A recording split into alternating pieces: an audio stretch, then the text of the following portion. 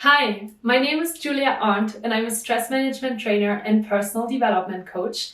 And you're currently watching my video on my 9th month as an entrepreneur, which is kind of a tongue teaser for me because I am speaking my second language here, English, and I think it's kind of a funny thing to say, my 9th month as an entrepreneur.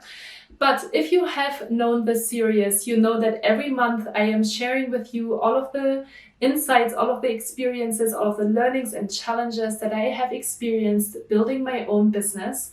And so we're finding ourselves in October 2019 and my 9th month as an entrepreneur. And so today I want to share with you what happened in this month and what kind of learnings that I took away from it. So the first 2 weeks of October 2019, I participated in a yoga teacher training in Costa Rica, in the jungle of Costa Rica. And I completed with that my 400 hours as a yoga teacher.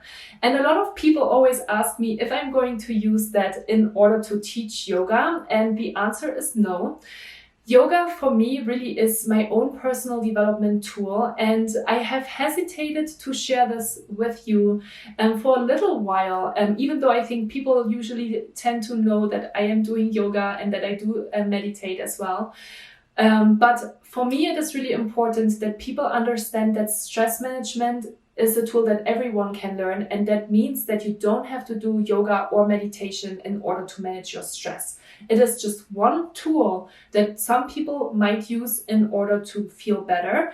And for me, it is definitely a tool because I just connect to it and I really like it. I really love the community. I really love my yoga school as well. And yeah, so I went to Costa Rica, and honestly, at the beginning when I got there, I wasn't really present. I wasn't super excited to be there because I had been traveling so much over the last couple of months that I was pretty travel depleted. I just wanted to be home. I just wanted to be with my fiance, and I wanted to spend time with my friends and just kind of have some downtime. But here I had already planned that trip in January of the year. So, this is just what happened. And sometimes we need to get a little bit forced into those kind of different things, especially when it is personal development. And if you want to have all of the details of what I learned in Costa Rica, in the Costa Rican jungle, my main takeaways, I'm going to connect here the podcast episode on exactly that topic. So I'm not going to talk too much about that right now. But what I want to share with you is that I met some really amazing women at the Costa Rican yoga retreat and some entrepreneurs. And I was very excited about that because one of the challenges and one of the things that I really miss about my work is just the community and the collaboration. So making decisions all by myself for the last 9 months has been extremely exciting and at the same time very challenging because I know that I'm not perfect and I always love to have other people's opinions about certain things that I'm doing. And so it was really exciting for me to meet a bunch of very powerful, very inspiring young ladies that are building their own businesses as well and that have a lot of knowledge in the social media space and in building their businesses. So in the evenings in Costa Rica, we spent a lot of time talking about exactly that. And we created a beautiful mastermind in October after the Costa Rica jungle experience in order to keep connected and in order to help each other.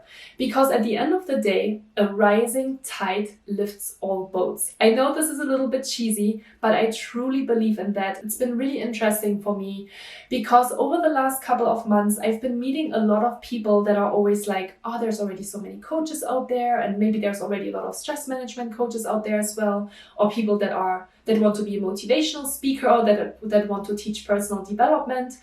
And they see you a little bit as competition. And I have made the experience that people don't get back to me or they don't want to share something, like I can tell from their energy.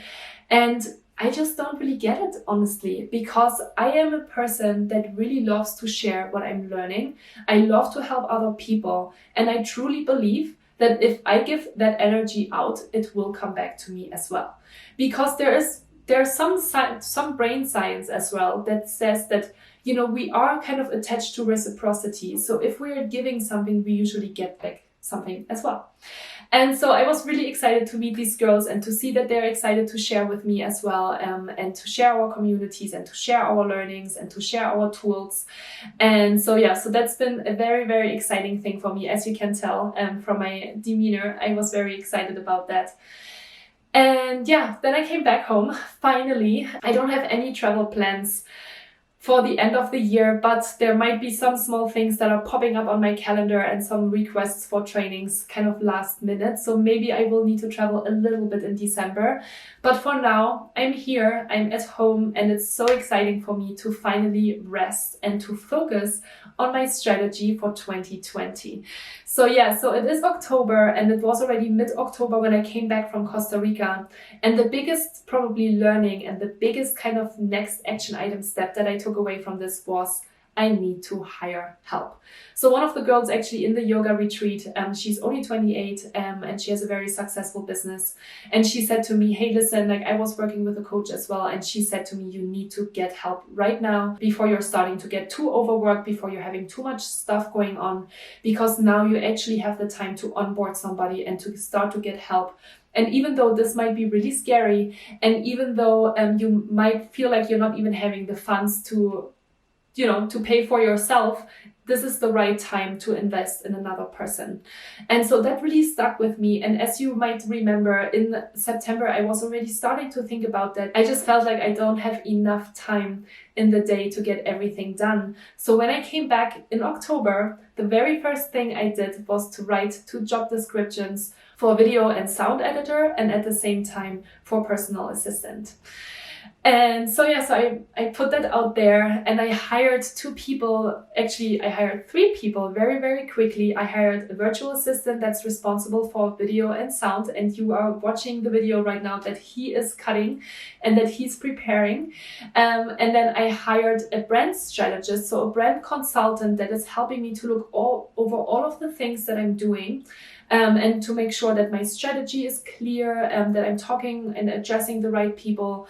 And I also hired a personal assistant who is helping me with my strategy, who is helping me with my newsletter content, all these different things. And honestly, it's only been 2 weeks since I onboarded these 3 people. And no, obviously they're not working for me full time. I don't have that much money, but I hired them, all of them, for a couple of hours, and it's already added so much value in my life, and it's already added so much more free time for me that I'm so excited about this. I'm so excited to finally have help and to finally have a team that helps me bring my vision into reality. Honestly, it's been absolutely incredible, and I couldn't be happier about this.